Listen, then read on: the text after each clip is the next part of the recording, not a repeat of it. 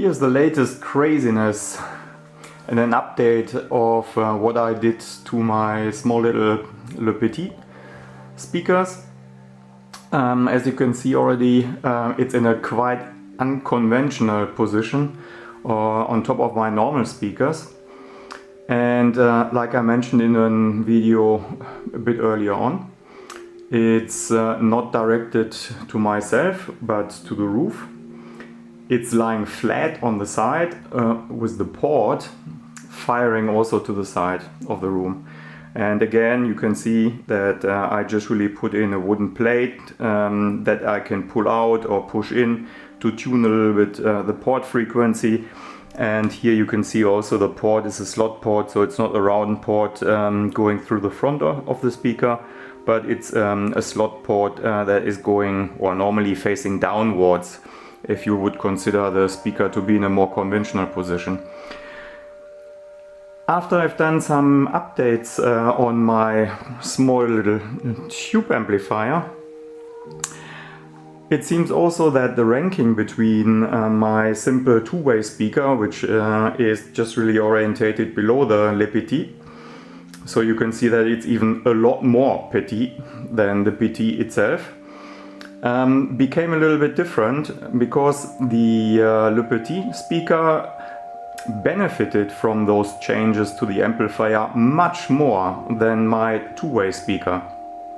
So now in some range, in some areas, I even prefer the Petit. And in particular with the last trick that you can see here now pictured, which means the position of the speaker but also the wooden plate, which is a bit of a specialty, it really shines. And at the very beginning, I think in my first video I mentioned that I wanted to come up with something which is a bit more of an omnidirectional speaker, which resembles some of the sound characteristics that I liked so much on my Ohm F speakers. So I tried to have the speaker, so the Petit, lying flat on the floor, angled into in various direction to my direction. So not really perfectly vertically up, but maybe 10, 20, whatever degrees tilted forward or to whatever side, to just really see also how the reflections contribute to the soundstage and to the presentation of the music that I was listening to.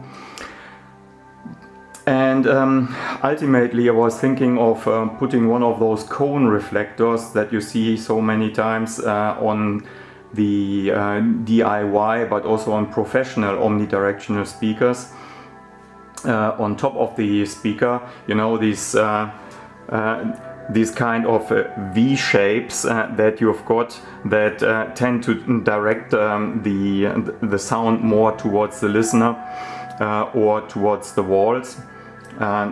Just like a funnel, similar to that. But I thought that maybe I try something simple and easy, and I'm really just at the very beginning of it. What I found worked incredibly well, I didn't even think it was so good, was just really to position a wooden plate as a planar reflector behind the speaker. And this is really all I did in terms of reflectors so far.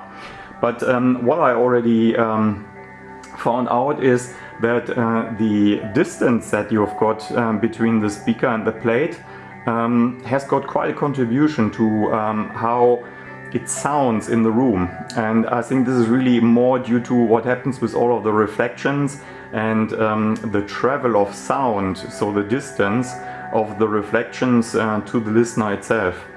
So the further you position it back, the more you restrict also the angle at which the sound waves will be reflected back to you. So there's obviously not really a direct reflection because it will be all first going rearward and then be bouncing back probably through the roof and then back to you. But it gives a very nice spatial sound. And it also recovers some of the height frequency losses that you've got if you've got no reflector. So what I'm gonna do, try in further testing is, currently it's not fixed, the wood is just really standing upright on top of the front face of the speaker, to try various angles. But I know already you're getting more and more heights, and I think the how you say, the transparency and the spacious feeling that you're getting by being completely immersed in a cloud of sounds will more and more disappear the more you angle it forward. But at the moment I like it quite a lot. What I believe could be very, very interesting is to not really just have got a planar reflector, but something which is a bit more 3D. So something that is a bit curved in the horizontal plane, but also around the vertical plane, so that you can just really angle and play a little bit with the reflections that you're getting from this plate. I think the reflector itself needs to be of a quite substantial and rigid, probably also heavy and dense material, to be able to reflect the sound waves. Otherwise, nothing will bounce back, and there's a little bit of absorption, but besides that maybe the panel just vibrates. But this is one of my recent findings, and it works really, really, really well. Maybe you can hear already a bit of music which is currently playing in the background, but I've got no idea if the camera is going to pick up any of it, but I could increase the loudness a little bit, and I don't know if maybe that gives you a bit of an impression of how it really sounds like. I think to be able to do this, I will need to go back. One very important other aspect that I found is that your ear level should be at the level of the plane or above.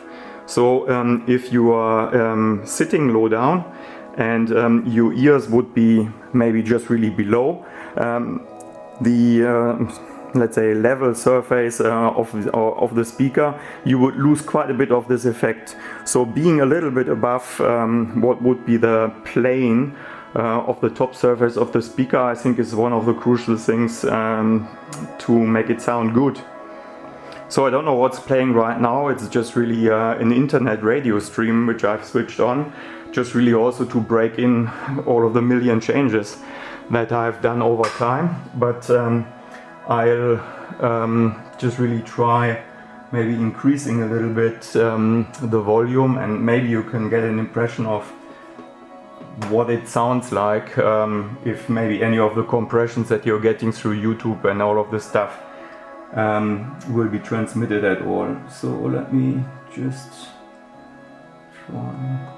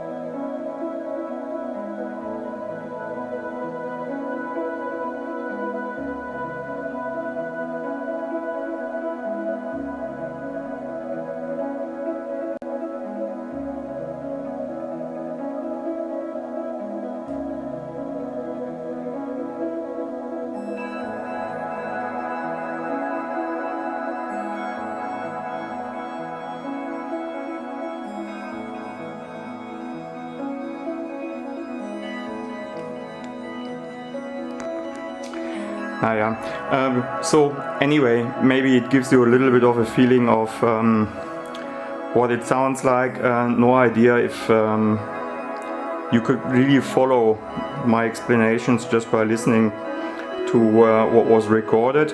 But yeah, to me it's an interesting one, and I've got already some ideas of how to improve and to change the speakers as well for further episodes, and to have some further steps of improvement. But this reflector is definitely something which is a very, very interesting change that I've done, that opens up a lot of possibilities, and I'll certainly pursue it.